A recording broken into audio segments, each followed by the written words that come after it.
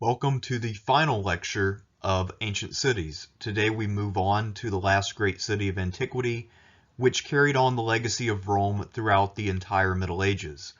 I'm speaking, of course, about Constantinople. We'll start out by looking at the city of Byzantion. It was originally a Greek colony. It was then very much enlarged by the Emperor Septimius Severus, but of course it becomes Constantinople due to the patronage of Constantine I. The city, of course, will then carry on for another 1100 or so years, and for long stretches of time it will be the largest city in the Western world. It should come as no surprise that many historically important events occurred here.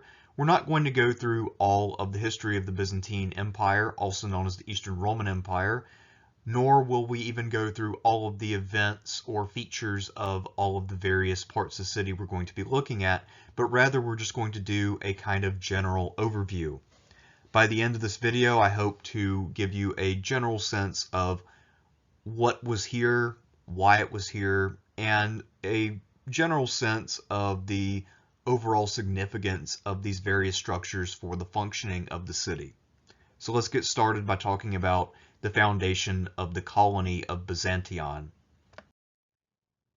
Byzantion was founded by the polis of Megara in 657 BCE. For reference, Megara is a mid-sized polis located about halfway between Athens and Corinth. Megara had also settled a few cities on the other side of the Straits of Bosphorus, so this was an area with which they were intimately acquainted. Some scholars have long wondered why they settled the eastern side of the Bosphorus before the west, since the west was more favorably located in terms of tides and accessibility. But I imagine it was due to defensive concerns, and that the east was settled first because since the tides are a little more unfavorable, it means that it's more difficult for an enemy fleet to take you by surprise. But that is just speculation on my part. I don't exactly know why they decided to settle the eastern side before the west. At any rate, Byzantion was very well situated strategically, much like Nicomedia and Chalcedon and other cities in the immediate vicinity. Byzantion was well positioned to be the key to the Bosphorus and a major point of contention during the 5th and the 4th centuries BCE. This means that the city was part of the Delian League for the Athenians, and the Athenians, as we've discussed, were very much reliant upon imported grain. So Sparta made an attack on the city and captured it. The Athenians struggled to retake it. The next century, Athens grew back to having a sizable population and once again required grain from outside of Attica, and thus they needed Byzantion on their side. Well, Philip II understood that, and he also wanted to control the straits for himself. So this was another bone of contention in the 4th century. Also, since when Philip got the idea of invading Asia, having control of Byzantion meant that it would be a great jumping off point. So the city, while it was prosperous in its own right, was very much the pawn of greater powers. That being said, it was prosperous, and it was very easy to collect harbor dues at a place like Byzantion. If you had a fleet there, you could also collect from any of the ships passing from the north or the south, so this was a great place to control if you wanted to raise revenue.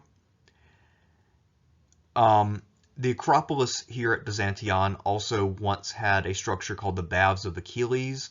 This structure is no longer extant at all. And also not far from the Acropolis was a temple of Zeus. We don't really know that much else about the city in Greek times, but we do know a fair amount about it in Roman times, at least before the foundation of Constantinople proper. The first Roman emperor to take a strong interest in the city of Byzantion was Septimius Severus, who came to power in 193 CE. He decided to enlarge the city with a new set of walls, which would hopefully keep it safe, and he also endowed it with a few great structures. One of the things that he built was the Baths of Zeuxippos. These would have been built not long after he ascended to the throne, and while the site was primarily constructed by Septimius, it was much enhanced by Constantine I, who more or less decorated it by collecting art from around the Mediterranean, especially the Greek world. By the time of Constantine, the baths of Zeuxippos would have 80 or so statues of various historical figures. So, say Demosthenes of Athens was one of them. Homer, who the Greeks considered to be historical, was one of them. They also had heroes and gods. One misconception about Constantine's plan for Constantinople is that he was trying to create an entirely Christian city. He was not quite that ambitious, but certainly the baths of Zeuxippos, even during the Christian period, still had decidedly pagan figures there for bathers to look at. The baths of Zeuxippos, unlike, say, the baths of Caracalla at Rome, were not entirely free. The fee there was fairly modest, however, so it was more or less subsidized by the public to some extent, and the bathers would be separated by sex. There were other bathhouses available, both in Byzantion and later in Constantinople, but it was the baths of Zeuxippos which would remain the most popular, because this was at the heart of the city, and more specifically in the heart of the government district, not far from the Hippodrome and also from the Great Palace. This meant that if you were willing to pay the small fee, you could rub elbows with some of the most eminent men in all of Constantinople. The Senate House was also right down the street, so this was the place to go if you wanted to hobnob and see a few celebrities. The structure was largely destroyed during the Nika Revolt, but it was then rebuilt by Justinian I. And after the 7th century, when you had the Arab invasions and Byzantium lost much of its territory, that loss of revenue meant that bathing became something of a luxury, so the structure became more or less used by the army, and it lost a lot of its functionality. The last firmly attested usage of the baths came as late as 713, and even though Byzantium would recover much of its prosperity by especially the 10th century, the baths were never fully restored, and they just fell out of use. Another great building that Septimius Severus added to the city of Byzantion was the Hippodrome. Later on, this would be very much integrated into the city of Constantinople, and it would remain one of the key centers for gatherings until the end of the empire. I think it's safe to say that of all the things that Septimius Severus built around the entirety of the Roman world, this was by far his most important and enduring legacy. The Hippodrome is the place where the two great factions of the Blues and the Greens would meet. They would have fights with one another, and they also occasionally would engage in street violence. The emperors would often attend in their own box, and sometimes the members of these factions would shout out demands or their theological opinions or whatever it might be. So this was effectively a place where the emperor could observe the people and hopefully allow them to let off a certain amount of steam. There were two other factions, the Whites and the Reds, who had been dominant in Rome, but here they were basically subsidiaries of the Blues and the Greens. The Hippodrome was capable of accommodating horse racing, chariot racing, and also public executions. Justinian II famously returned after having had his nose slit and been exiled, and he took the man who usurped him and then the man who usurped his usurper, had them sit as his footstools during the races, and then after the races had them led out and executed while the entire audience sang the Te Deum. So that was a pretty dramatic execution, to say the least, but it was hardly the only one in Byzantine history. Some of the columns at the Hippodrome have been fairly well preserved, and the site itself is still visible in the city today. Constantine, for his part, decided to relocate a number of important monuments from around the Mediterranean and have them in the center of the Hippodrome.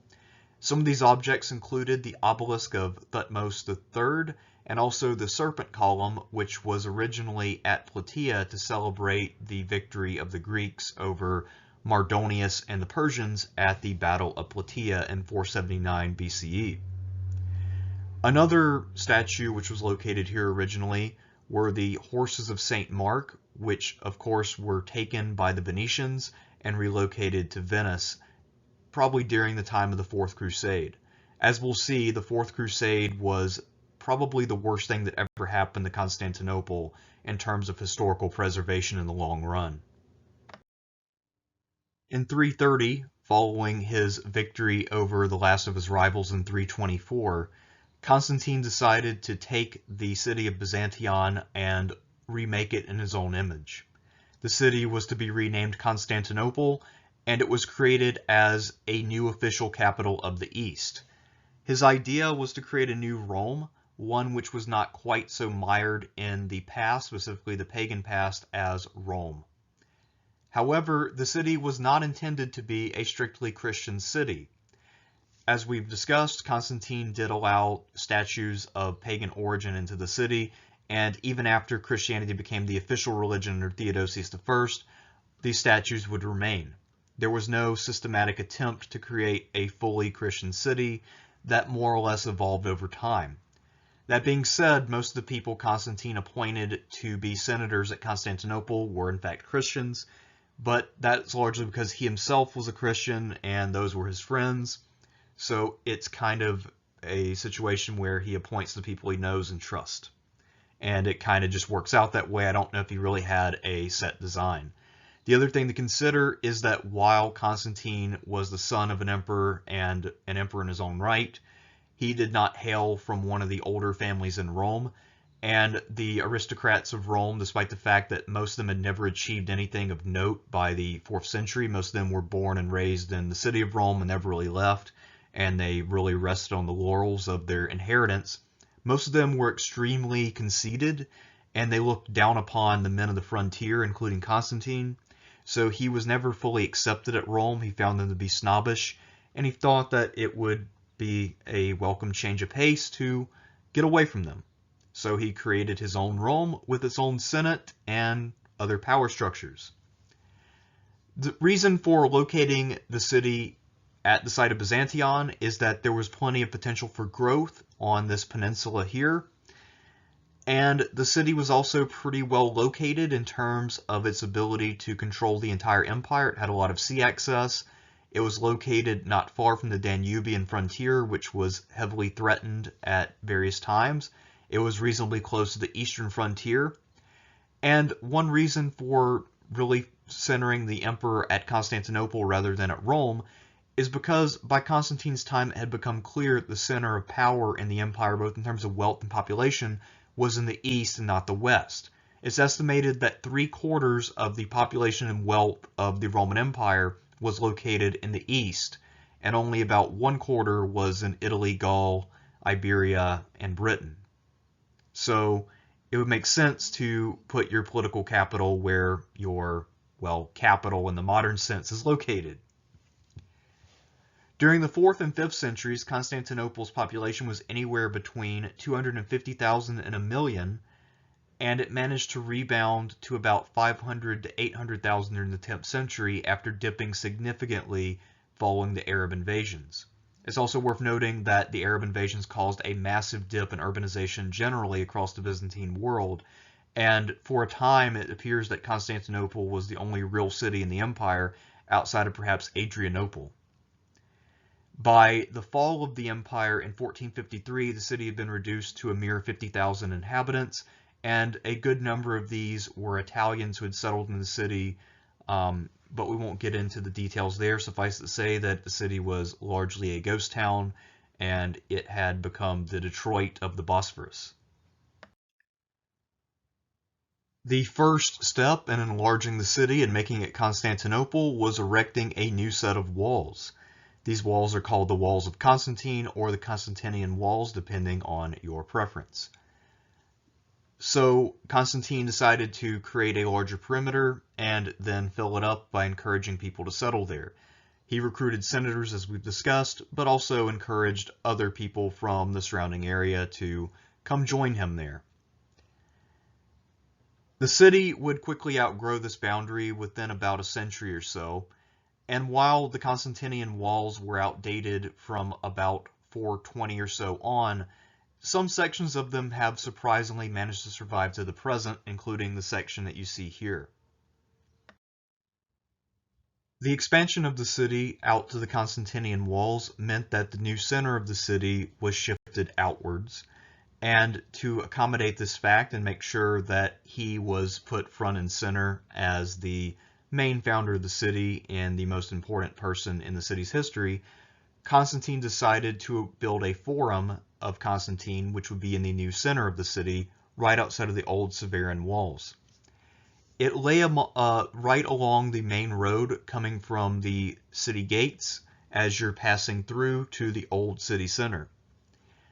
And the new Senate House was on the north end of the Forum of Constantine, so this very much meant that you couldn't really get around the city without passing through the Forum of Constantine. The centerpiece, which let you know who the man was a column topped by a statue of Constantine I, supposedly in the guise of the god Apollo.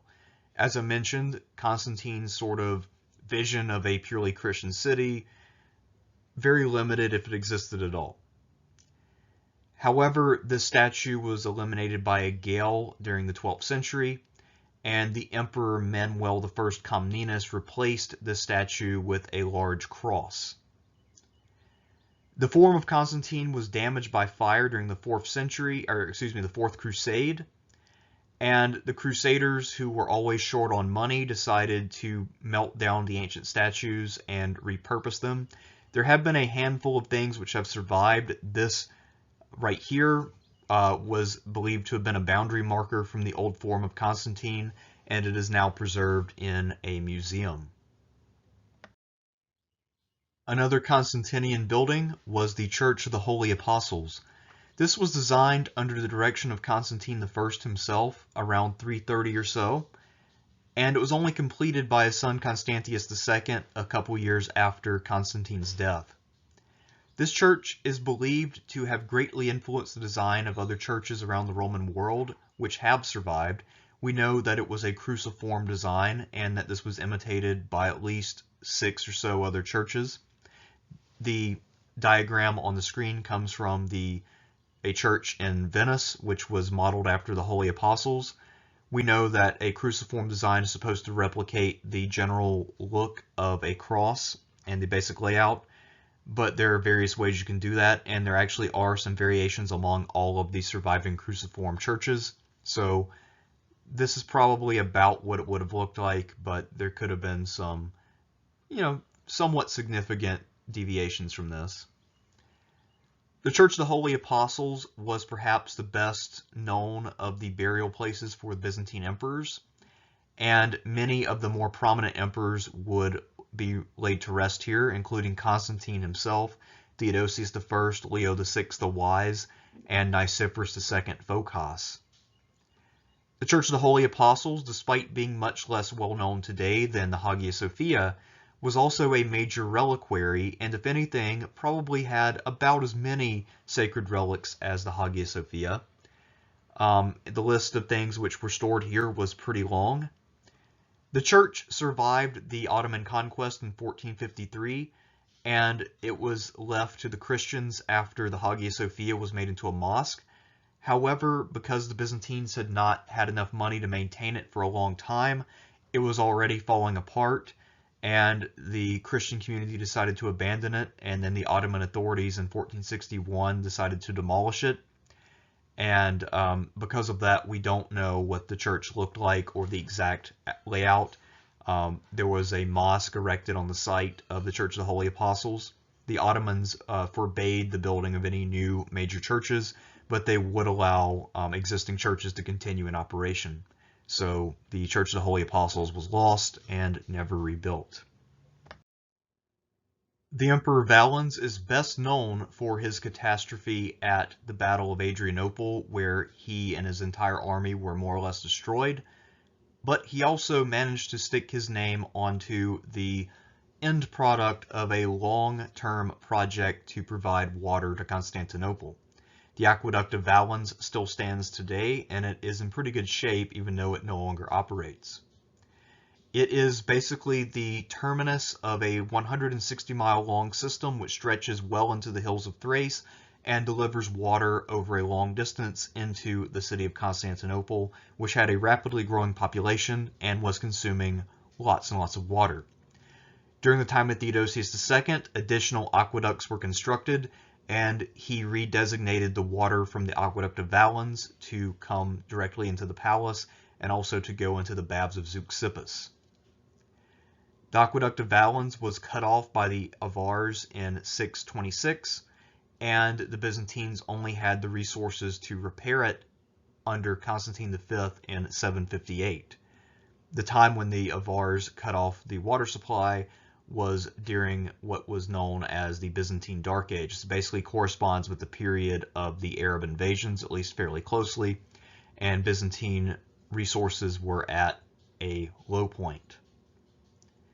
The last emperor to be able to do repair work on the Aqueduct of Valens was Andronicus I Comnenus, who ruled between 1183 and 1185. Today, he is largely considered to be one of the worst emperors, but I guess that's fitting since this was also built by Valens, who shares that distinction.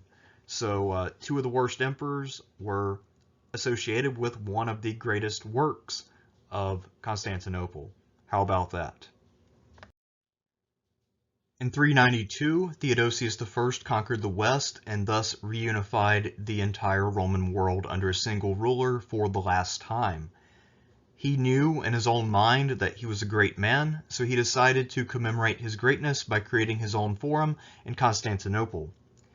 He began construction of the Forum of Theodosius in 393, but of course he died in 395, and then the eastern half of the empire fell into the hands of his 17-year-old son Arcadius, who completed the forum in his father's name. A victory column was the centerpiece of the Forum of Theodosius, and it celebrates Theodosius's victories over barbarians. This structure is interesting because it contained an internal staircase for use by workers, which was left intact after the structure was finished. This later enabled a monk during the Middle Ages to climb to the top of the column and remain there as part of his ascetic habit. That was actually a major trend among the Stylites and a couple other orders where they would sit on top of a column for some reason, and then people would bring them food, but we don't need to go into that. There was a statue of Theodosius himself on top of this column, but it unfortunately fell off in 478. A few decades later, under the reign of Anastasius I, he decided to erect a new statue, but this time it was of himself. The Emperor Alexius V was later executed by being cast from the column in 1204. So once again, that internal staircase went to good use. The Forum of Theodosius ended up more or less being dismantled by the Ottomans after their conquest in the 15th century. Most likely it was deep into disrepair by that point, and it would have been much more difficult to fix than to simply repurpose. There are a few remaining parts of it, however, and those are the stones which are cordoned off here in modern Istanbul. Arcadius was fairly sickly, and he was unable to leave the palace and command armies or do a lot of the things that most emperors before him did. And therefore he had quite a bit of time to devote to trying to beautify and personalize Constantinople. He decided while he was working on the forum for his father to make one for himself as well. So this resulted in the Forum of Arcadius. In the Ottoman period, this forum would be repurposed and turned into a bazaar. The centerpiece of the original Forum of Arcadius was the Column of Arcadius, which celebrated his victory over the would-be usurper Gainas. It shows Arcadius and his younger brother Honorius celebrating as co-emperors and co-victors, although the event of Gainas's attempted usurpation occurred entirely in the east, so Honorius had nothing to do with it, but the two of them were colleagues, so Honorius gets some credit here. This column was remarkably well preserved for many centuries. However, in 1719, it was taken out by an earthquake. Luckily, a visiting artist happened to be in town before this earthquake, and he made detailed sketches of the column, and those have been preserved, so we know exactly what it looked like. And these are those sketches. He at least covered 3 sides of the Column of Arcadius. As for us, the Forum, the fact that it was converted into a bazaar means that most of it has been lost to us, and we really only have these drawings to go by at this juncture. Arcadius died in 408 and left the empire in the hands of his very young son Theodosius II. This effectively left government in the hands of the young man's advisors for many years, and those advisors embarked upon a fairly ambitious building program, which has meant that Theodosius II himself has received a lot of credit for being one of the major contributors to Constantinople. The Theodosian Walls represent a massive expansion of the city beyond the Constantinian Walls, and this created the perimeter of the city, which would last until 1453. Sections of the Theodosian Walls are still extant today, and one section, the one seen here, was restored to look like it did in its prime. You can see that these walls were quite imposing, and it's also part of the reason why medieval visitors were always so fascinated by Constantinople, and it was considered to be the foremost fortification of the era. These walls were damaged heavily to the point where they were indefensible in 448, but Theodosius II was able to employ the circus factions to hurriedly repair the walls. This was at a time when Attila the Hun was still a major threat in the east. 5 years later, of course, Attila would meet his end after having a stroke, but in 448 he was still very much the baddest dude on the block, and Constantinople was quite worried about falling into his hands.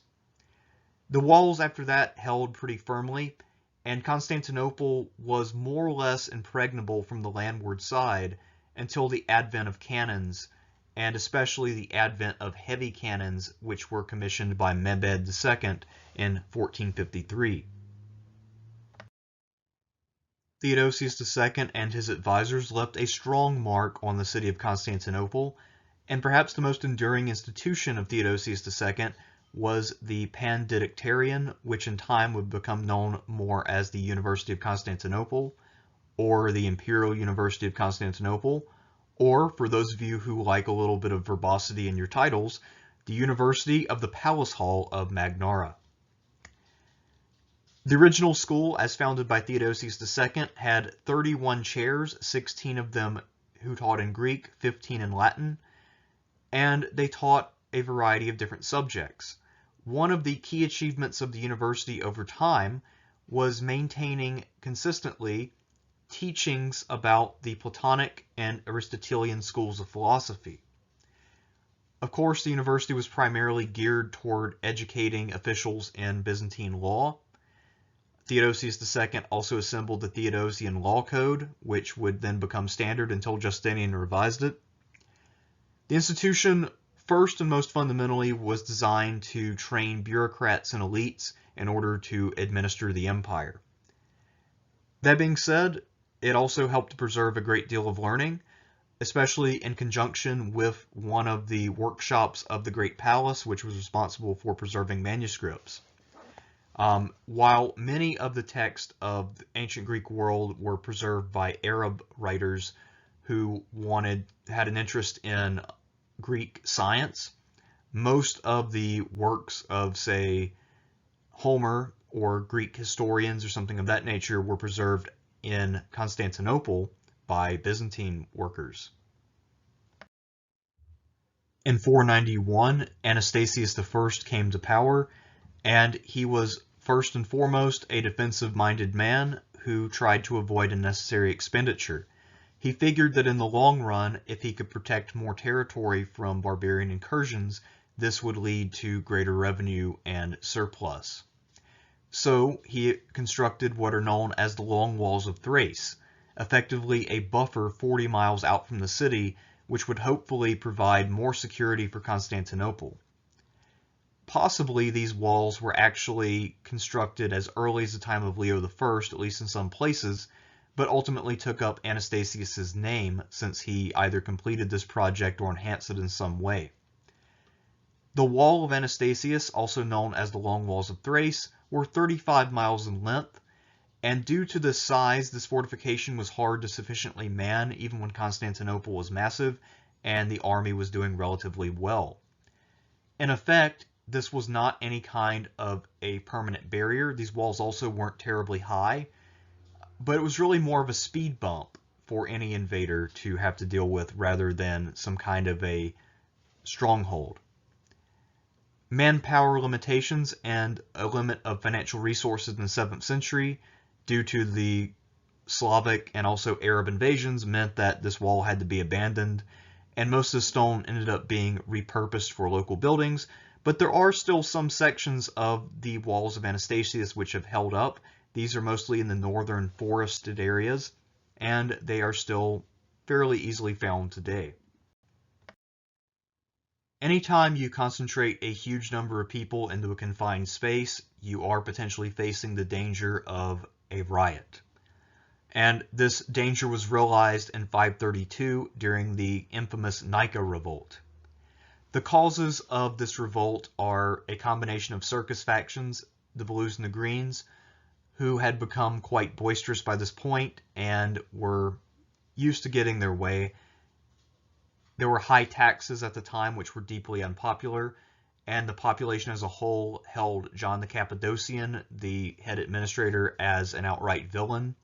They were demanding his resignation. Justinian wasn't interested in that because Justinian was much less interested in the suffering of the people of the city and much more interested in his project of reconquering the West. And there was also an ambitious senator named Hypatius who was eyeing Justinian's throne and helping to stir up trouble. So the combination of these things culminated when Justinian held a race at this time of general unrest. He figured that perhaps if he let people attend a race that they would be able to blow off steam there by watching the chariots. But instead, the Blues and the Greens, rather than trying to fight with one another, came to realize that their demands and their complaints about Justinian's administration were largely the same. So rather than chanting for their teams, they all began to chant Nika, which means victory, and they put forward their demands to Justinian. When he refused, they revolted and laid siege to the great palace. During this time, there was a great deal of damage done to the city. One of the palace gates was battered in, and the original Hagia Sophia was destroyed. Another building that we talked about earlier, which was also destroyed, were the Baths of Zeuxippos. The siege lasted for 5 days. It was finally broken when Justinian's men managed to assassinate Hypatius, and then when Justinian, who was forced to do this by his wife Theodora, unleashed his bodyguard, the Exculpatores, on the population, and this resulted in tens of thousands of casualties. At one point, Justinian was so dispirited by this revolt that he decided to leave Constantinople and try to reclaim his power later, but his wife Theodora said, "I was born poor, and now I'm an empress, and I would much rather die than to resume my former station. So if you are a true man and my true husband, you will make sure that I get what I want and that I don't have to relinquish the imperial dignity." So Justinian did what his wife wanted, tens of thousands of people died, and that was the Nika Revolt. One interesting debate among ancient scholars is whether it is possible to do crowd control in the absence of advanced weaponry, which has a massive force multiplier effect. There's quite a bit of discussion, and I think that both sides of the argument have, a good case to be made. That being said, what really happened here is not so much that the men of the bodyguard, who only numbered in the hundreds, really overwhelmed the crowd, but rather that the crowd panicked and they were in a confined space. Most of the people who died in this revolt, if I had to guess, died not due to the weapons of Justinian's men, but rather due to panic and trampling one another. With the old Hagia Sophia burned to the ground, Justinian realized that he had an opportunity to build something truly great, which would make sure that his legacy was cemented in the city itself. He undertook the construction of the Hagia Sophia, which was an intense and extraordinarily expensive experience. However, the result was very much worth it. The Hagia Sophia, or Church of the Holy Wisdom, is easily the greatest architectural achievement of Justinian's reign. It very much came to signify Constantinople, And also, this was the signature achievement of the entire Byzantine world when it came to architecture. At the time it was constructed, the Hagia Sophia featured the largest dome on any building in the entire world. It also remained the world's largest cathedral until 1520, when another cathedral in Spain surpassed it. After the conquest of the Ottomans in 1453, the Hagia Sophia was converted into a mosque, and the minarets that you see outside of it were added. Not surprisingly, Mehmed II wanted to make sure that this was the centerpiece of his new city, since it was such an iconic and magnificent structure. Since 1935, the building has been repurposed, and now it serves as a museum. And in both 2015 and 2019, when surveys were conducted on the topic, the Hagia Sophia ranked as the #1 tourist attraction in all of Turkey. Byzantine emperors had 4 different palaces in the city of Constantinople, and also some palaces in nearby cities, but we won't go into any of those. We'll focus instead on the 4 palaces to be found in the city itself. The main palace was the Great Palace, which was constructed around 330 and remained the primary residence of emperors who happened to be in the city all the way up until 1081. Even after the Komnenoi moved out of this building and decided to mostly reside in other palaces, it remained the main administrative and ceremonial center of Constantinople until 1204. As I mentioned earlier, this is also where the copying rooms were located, where scribes would preserve manuscripts. So the Great Palace was extraordinarily important for a number of things. We'll come back to the Great Palace in a little while. There was also the Bucolian Palace, which was not far from the Great Palace. It was facing the seashore, and it was a little more scenic and a little less hectic than the Great Palace, so it was kind of a bit more of a retreat. This was built in the 5th century by Theodosius II, and it became the favored palace of the Latin emperors when they ruled over the city after the Fourth Crusade up until 1261, when the Paleologi restored native rule. There was also the Palace of Blachernai. This one is poorly preserved today, but it was a favorite residence of the Komnenoi and the Paleologi. The Paleologi were the last dynasty, so this would have been the one which was primarily used by these 2 late dynasties. There actually was one very late period palace, the Palace of the Porphyrogenitus. This was built in the late 13th or early 14th century during a brief and limited recovery on the part of the Paleologi, as the empire was making a little bit of progress for a minute. And partly because it was so new, this is probably today the best preserved of all of the palaces. One of the facades you can see here on your screen. But this one, of course, doesn't have quite the history behind it as the others, simply because it was only around during the twilight of Byzantine history. Let's return to the Great Palace, and there we will end our exploration of Constantinople. One thing that I deliberately excluded from this video were all of the various gates of Constantinople, some of which were incredibly well decorated. And that's because to talk about one of them would do an injustice to the others, and our information on a lot of them is rather incomplete. Suffice it to say, however, that the gates were very impressive, and they left a strong impression on every visitor. The one room of Constantinople which was specifically designed for the benefit of visitors, and especially with impressing them with Byzantium's power, was the throne room of the Great Palace. It was here where emperors would receive in state emissaries and foreign visitors. The Byzantine throne room featured automated birds and lions which made appropriate noises, moved around a bit, and the emperor's chair apparently had some kind of hydraulic system which enabled it to be elevated or lowered. So we know that this system was in place because of a description by Liutprand of Cremona, who visited during the reign of Constantine VII Porphyrogenitus. Constantine VII himself was very much obsessed with ceremonial, so he used these things to full effect. The machines are called automata, and they were capable of imitating animal sounds. They maybe had a little bit of movement. So basically think of the kind of automated figures at Chuck E. Cheese to some extent, except a little more dignified and impressive, since there aren't really too many of those around during the Middle Ages.